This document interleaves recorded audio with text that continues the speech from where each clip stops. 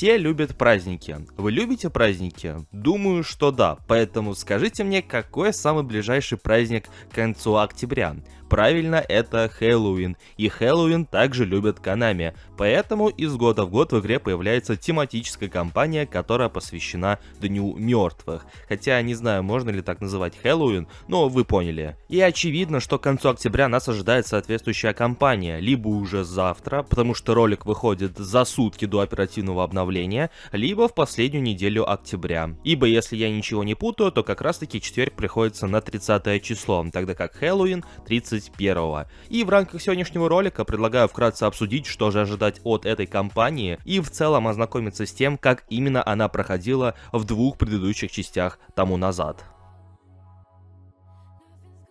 И несмотря на то, что еще в начале ролика я сказал, что Konami любит Хэллоуин, по компаниям так на самом деле и не скажешь, потому что компании-то тематические были, но контента в них, как правило, было немного, и зачастую он представлял собой какие-то небольшие графические изменения. Ну знаете, ивенты с исполнением пенальти, где стадион слегка был приукрашен под хэллоуинскую тематику, ну и соответствующие карточки с особенным дизайном. В 24-й части, например, раздавали достаточно неплохие карточки. Карточку молодого Тиля или далеко не самую плохую карточку Де Лихта на тот момент. Конечно, на текущие реалии с нынешним геймплеем эта карточка уже не совсем актуальна, но тогда карточка Де Лихта была очень даже играбельной и в целом была очень даже хорошим раздаваемым подарком, особенно для фри-то-плейных составов.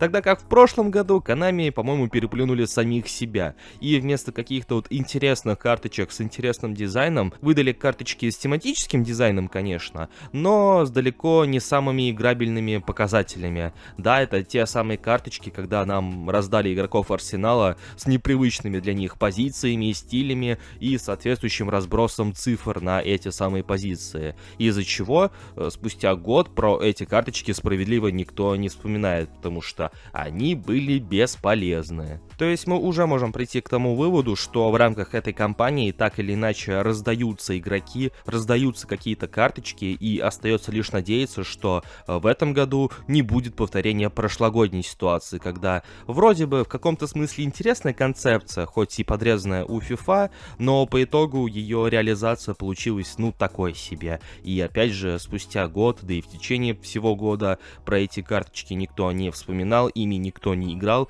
и спрашивается, зачем тогда? Не то чтобы эта игра была про коллекционирование этих карточек, поэтому, как по мне, прошлогодняя раздача была более чем бесполезна. Учитывая появление в eFootball 2026 новой функции, которая связана с украшением стадиона, которая представляет игрокам выбор на те или иные украшения, как именно будет выглядеть полотно при выходе на поле, как будут гореть огни, когда вы забиваете гол, очевидно, что вся эта кастомизация коснется и хэллоуинской тематики.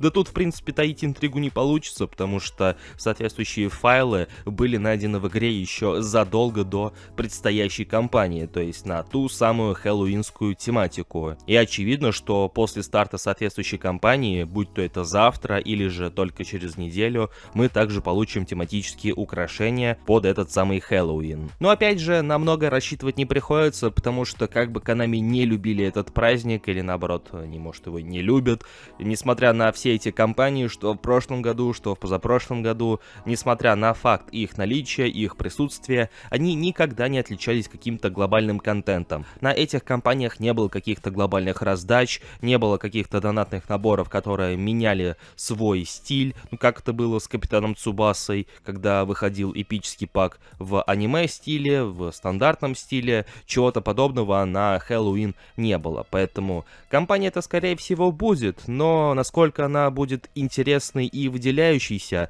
на фоне всех предыдущих невнятных кампаний, которых мы наблюдали в рамках 26-й части, я думаю, что не сильно она будет выделяться. Во всяком случае, ваши ожидания от предстоящей хэллоуинской кампании я буду ждать в комментариях под этим роликом. Также не забывайте поддерживать это видео своими большими пальцами вверх и подписывайтесь на канал с колокольчиком, если вы находитесь здесь впервые.